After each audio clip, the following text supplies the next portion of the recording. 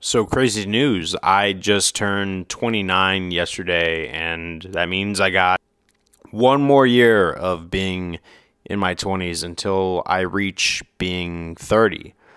And it's a very surreal experience, especially when people emphasize how important your 20s are, and I really recommend that. Um, I believe I've told a lot about my story on my 20s. And if I could go back to the day I turned 20, it makes more sense. Because when I turned 20, I was actually in a very peculiar spot. Because when I was 18 and 19, I had some very dishonest habits. I was trying to make myself out to be cooler than I really was. I was making a lot of stuff up. And then it kind of hit me, that. That's why I isolated myself. Now, did I blame myself? Partially, because at the end of the day, I took the ticket and decided to be dishonest and lie all the time.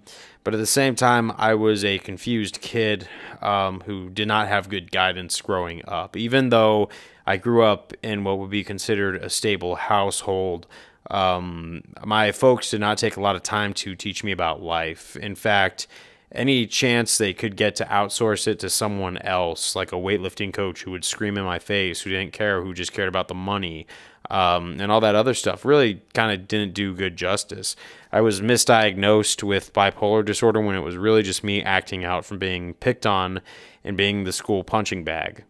And for no other reason of being that ostracized than just I was the one that everyone chose to ostracize. So it was kind of messed up, to see someone completely get shunned for no other reason than kind of existing. Because when I talked to a friend from high school, he talked about how it was just because I was an easy target. And I think that it's really hard to hear that society likes to go after easy targets. But being an easy target for a while got me to work harder on myself. Because when I turned 20, I had switched universities because I needed a fresh start.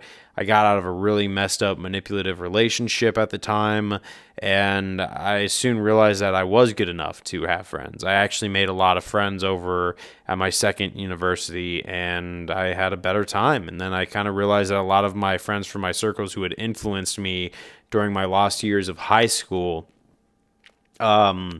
never broke their habits. So I outgrew a circle. And that's what the 20s was outgrowing a circle, like realizing that, nah, I'm just outgrowing people.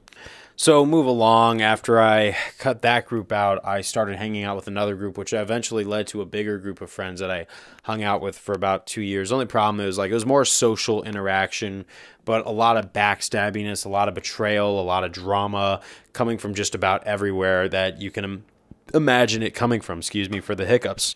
And I was still kind of avoiding any further sense of self-improvement because I didn't really believe in my own abilities to try to do anything at the time. I had done some TV episodes for some channels on TV, some small gigs. I used to be an actor.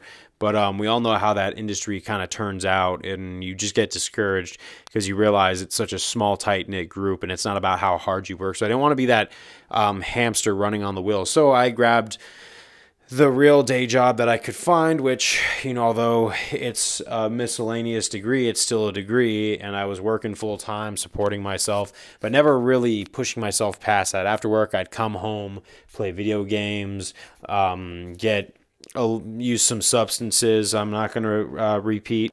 For real, for a month, my whole life revolved around coming home and busting on Assassin's Creed Odyssey because it was such a great game.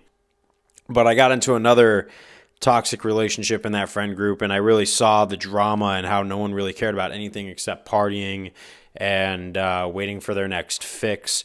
So what I had to do is I had to make a decision. I signed up for trade school, and I got into blue-collar work, and I learned how to weld, learned carpentry, learned a lot of things about a lot of different trades. So I ended up becoming kind of like a Renaissance guy. I started training MMA when I was 24, and I started doing Muay Thai and jiu-jitsu. And later on, I was there for kind of when 2020 happened. I think I was like 26 at the time, and I was always kind of just like going to MMA, but never really taking it seriously. So I had to specialize in something. So I actually just kind of chose to actually throw on a gi in jiu-jitsu for once, because I'd always grappled no-gi, but then I started doing BJJ. And I kind of realized I liked being around the fighter group, more goal-oriented people, than I did like being around the party group, because it just seemed like I was wasting my time around these people, and I didn't really have an identity of my own. So as I worked, I kind of like made it obsessive to do jiu-jitsu. And I think I've talked about that story in switching academy, so I'm not even going to include that in there, but it's another outgrowing story where you kind of realize that you're leveling up and the people around you are kind of stagnant, even though they have this front that they are levels above everybody else, you know? And maybe that my weakness of not settling for one thing at the end of the day, that's a weakness of mine, because I sometimes will spread myself thin. But sometimes people would pick one thing and then just live life on repeat, and they weren't growing as far as they should. So if I don't have some goal on the side or something to do, I feel like I'm just doing life wrong. Even if life ends eventually one day, I want to see what I had built and look back before I decide to leave this world, you know? Now, why do I tell you this sob story of growth? Because also, it's about pain. My early adolescence and my early 20s were very painful, and it was a specific type of pain where I was often let down by people, realized other people didn't have the same guilt complex, ostracization, betrayal, a lot of different things that would leave me feeling absolutely worthless, because, well, let's face it, what skills at the end of the day did I have? Was I in shape? Not really. I guess I couldn't see that I had to look inward to shape my own life, because I was afraid of growing pain or the work that it would take to self-improve.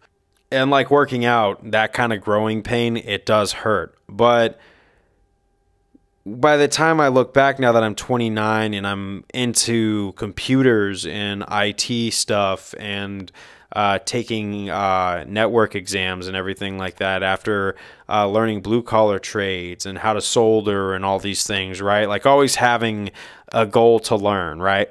I realized that the best 20s advice I would give to anyone who feels like they are in the square one of what would be a mirror of my 20s, where you feel lost, no guidance, a lot of guilt. It's okay to feel guilt for your wrongdoings. In fact, you should, because we shouldn't be bad people. We shouldn't be mean individuals. But I will, without a doubt, tell you this, that in life, not just your 20s, pain is an inevitable thing. It's going to happen. It just depends in what form you want it to have. Because now that I'm 29 and I've experienced enough growing pains, I've been able to build myself into what would be considered more of a desirable human being.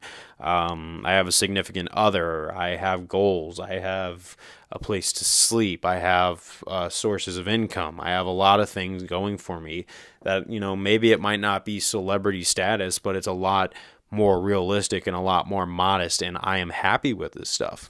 All because I chose to go through the pain of growth, not the pain of regret of not doing anything, because maybe I attracted a lot of bad people. Now, all those people who have betrayed me or let me down, etc., gaslit, whatever you want to say, because there's a lot of people. They weren't in the right. They weren't justified in treating any human being like that, because, well, one, they never pulled someone aside and constructively told them what they needed to hear. They would just hurt other people, and that's not okay. I think that if someone seems lost, you should give honest criticism advice, because that's how we get better, is to get an outside perspective. But when you are stagnant in life and you don't have goals, it makes you spiritually weak, not able to see the demons that people present themselves. People will try and take advantage. You're going to attract a lot of predatory people, a lot of people who look for low-hanging fruit, who doesn't really have much going for them, and they're going to try to look for something to straight up exploit. And it's true, the work you put in is going to attract the people you deserve to be around, and who you hang out with affects everything. So, like, would you live with the pain short-term constantly, or a long-term pain that gives you pleasure at the end because you built something. Because now, through all that pain, I've got self-confidence. I feel like I have a purpose. And I want to pass that message down to give more people purpose. And let's do a little exercise right here. Let's say you had a friend who is always dragging you down, doesn't understand you, always getting you into problems, right? Just a net negative on your life. And no matter how much you plead with them, they will not listen. And they still think you're some doormat. And they obviously don't respect you. I've been in this situation before. And you could apply this situation to things that aren't friendships. But would you rather have the short term of cutting them off and finding better friends and leveling up and doing that long-term growing pain? Or would you stick with it and continue taking that same jab over and over again? Because that principle applies, to life, not just who you hang out with. And I hope that sticks with you. But that's all I got to say. I just wanted to thank you guys for watching this video. The moral of the story, choose your pain. And I recommend you choose the pain that helps you grow, level up, benefits you, makes you stronger, makes you more capable, makes you smarter, makes you more desirable as a human being to hang around with. Because otherwise you're going to be living with the pain of feeling left behind and feeling taken advantage of and feeling walked all over. And that's an even worse pain that adds up after a while. But I will see you guys on the next one. Peace out.